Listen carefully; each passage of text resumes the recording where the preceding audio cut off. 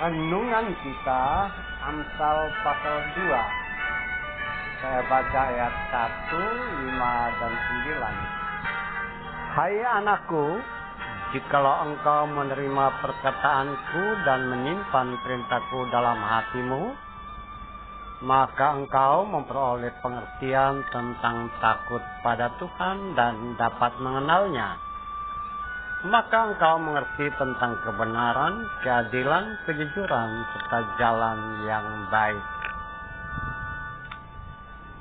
Saudara-saudara, dalam kemanusiaan, apa yang kita baca menarik. Dan ini juga merupakan bentuk atau narasi serta orasi edukasi dari orang tua atau ayah dan ibu atau orang dewasa kepada anak-anak atau generasi berikut. Bisa juga dari seorang pemimpin kepada rakyat atau orang-orang yang dipimpin. Dan sifat dari Amsal seperti itu. Seperti kesimpulan-kesimpulan dari narasi yang panjang, dan itu harus diingat atau dihafal, dipahami oleh siapapun yang mendengarnya.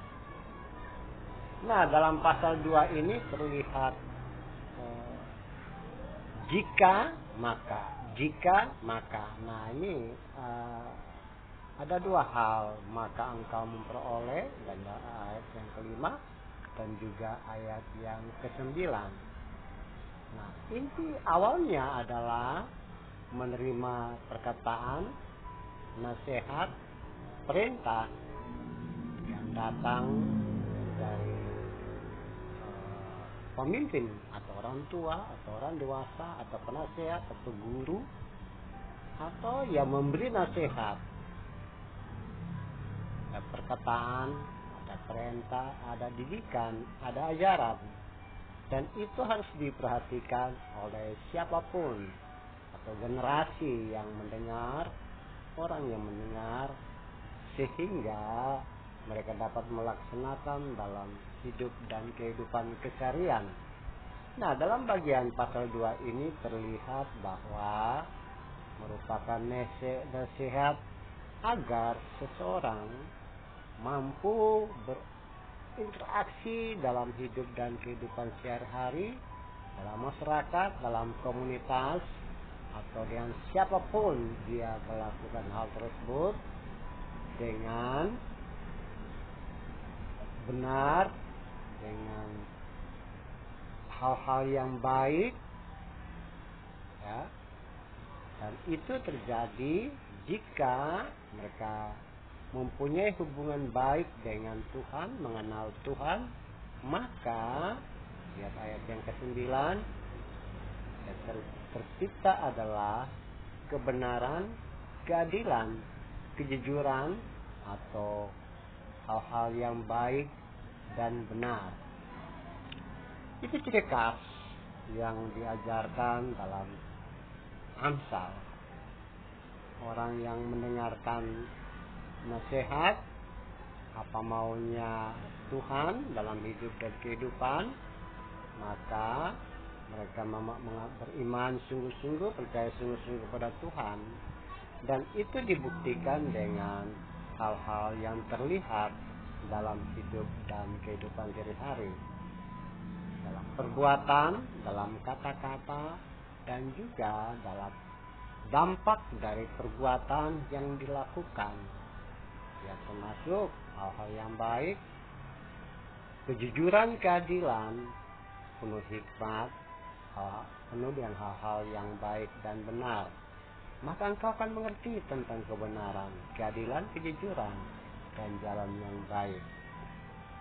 Saudaraku yang kekasih, saudara dalam kemanusiaan, hal seperti itu tentu saja juga kita harapkan terjadi dalam hidup dan kehidupan kita.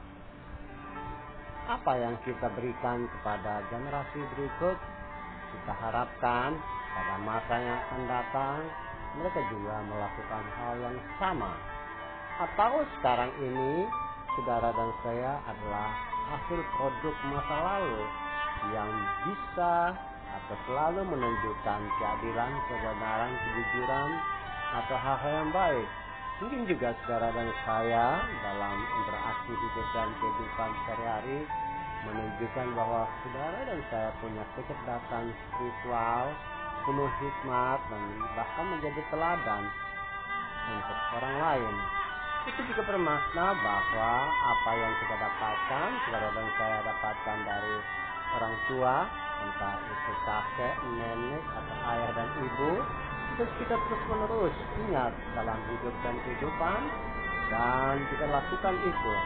Kita menyembah Tuhan dengan baik dan benar, kita melaksanakan apa maunya Dia, dan kita buktikan semuanya itu dengan hal-hal yang terlihat ketika berinteraksi dalam komunitas bersama orang lain. Kita menunjukkan hal penuh dengan kejujuran, kita menunjukkan hal-hal yang baik, kita berlaku adil, bahkan kita bisa menuntun orang ke dalam hal-hal yang benar. Itulah yang harus terjadi. So, mari saudara dan saya lanjutkanlah karya kita dalam dunia milik Tuhan ini, dan tunjukkanlah bahwa kita mengenal Tuhan sungguh-sungguh, dan sekaligus kita perlihatkan semuanya itu ketika kita berinteraksi dengan sesama. Amin. Tuhan jadikan kami sebagai orang-orang yang menyampaikan narasi dan narasi edukasi kepada generasi penerus, sehingga mereka bisa bertindak adil, benar, jujur pada masa sekarang, masa mendatang, dan seterusnya. Amin.